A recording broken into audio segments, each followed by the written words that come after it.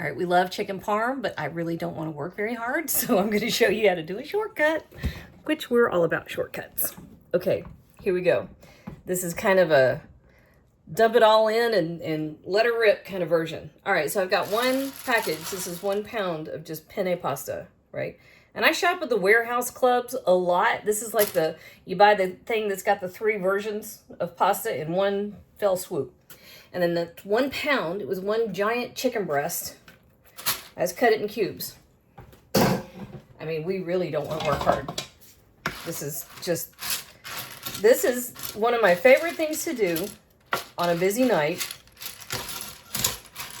I will even like portion it out, kind of like what you see here, where I've got it all like batched out, and I'll just throw some saran wrap on it, toss it in the fridge, and then one of the older kids can just kind of pull it out, throw it together, and by the time I get home from work, dinner's ready, which I think is just a win. Now, this is 1 jar of my favorite jarred marinara sauce, which I don't like most of them. I do like one brand. They sell it at the warehouse club, and it's the only one I like. Most of the time, I make my own. I make giant batches of it. I keep it in the freezer. I'm out, but I do like this one brand. It comes in a 22-ounce jar. Normally, I would say 2 cups of marinara and 2 cups of water. This is 22 ounces. What you want is a total of 4 cups of water and marinara, right? So enough water to bring that up to 4 cups. It was a little extra. Okay.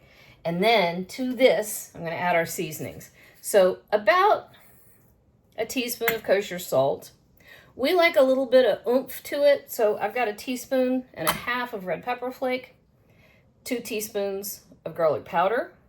You can mince fresh garlic if you want to. This is a recipe that I'm really trying to keep super easy. 1.5 teaspoons of black pepper and 1 tablespoon of oregano.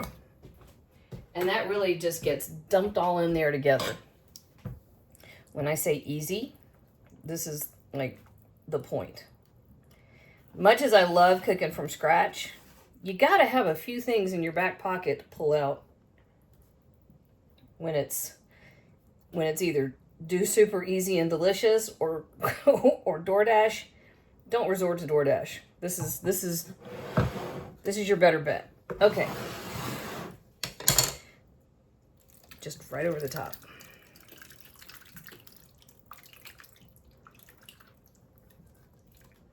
The water that you've included is why you don't even need to cook your pasta.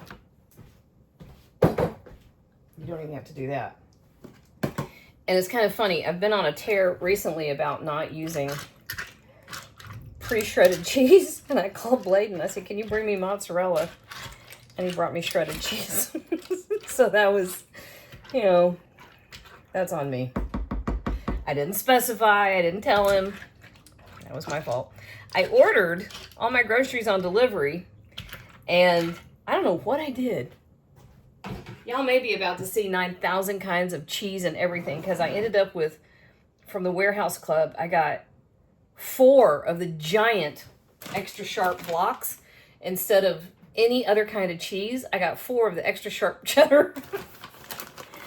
That was a mistake. I should have gotten 4 different kinds of cheese. I didn't. No, actually, I should have gotten 2 kinds. I should have gotten mozzarella and extra sharp, and instead I got 4 extra sharp. I don't know how that happened, but I did. So now I got to figure out how to use it up.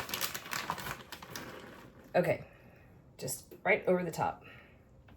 Then we're going to do a couple other things, because now we just have cheesy yum and pasta and chicken, which is, not a bad idea in anybody's world. And then 1/2 cup of shredded, parm. First I had mozzarella, now I've got parm. And this is slightly better than just the shaker can parm. Slightly, not terribly better. Oh, hang on, I gotta grab something out of the cupboard, hang on. Okay, had to grab my olive oil. So I've got, thank you, oven. I have another 1/2 cup of Parmesan cheese and 1 cup of panko breadcrumbs. And to this I'm going to add another teaspoon of kosher salt and about 2 teaspoons of dried basil And I'm going to mix this up. So this is how we get away with not frying our chicken. Is we're going to use this as our topping. And to this, I'm going to drizzle on a good 2 tablespoons of olive oil. It might have been closer to 2.5. Those little ramekins are 2.5 ounces, so whatever that ends up being. And we just toss this together. And we're going to put this right over the top. When you're making any kind of casserole, when you're making any kind of casserole, you've got several elements.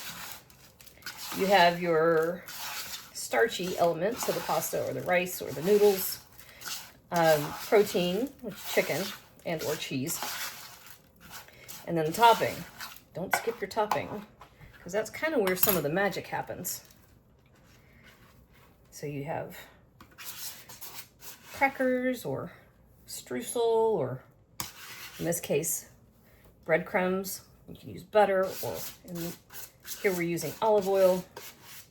And this is what's going to turn nice and crunchy, and how we get away with not having to fry, but we get that nice crunchy element.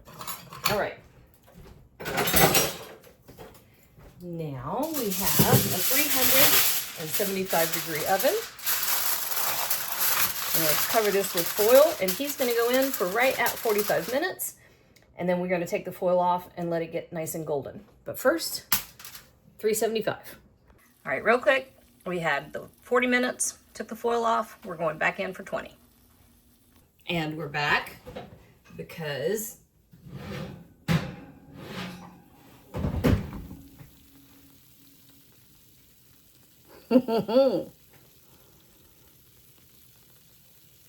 yeah, that, boys and girls, is just about anything you could want right there. I know what it sounds like. You should be here to see what it smells like, or to smell what it smells like. One of those. That is just about perfection. And I am going to burn my mouth. I'm going to do it anyway. That is about everything anybody could wish for in a casserole. And it tastes just as good as it sounds, and it looks. Ooh, they're going to love you for that one. You should thank me.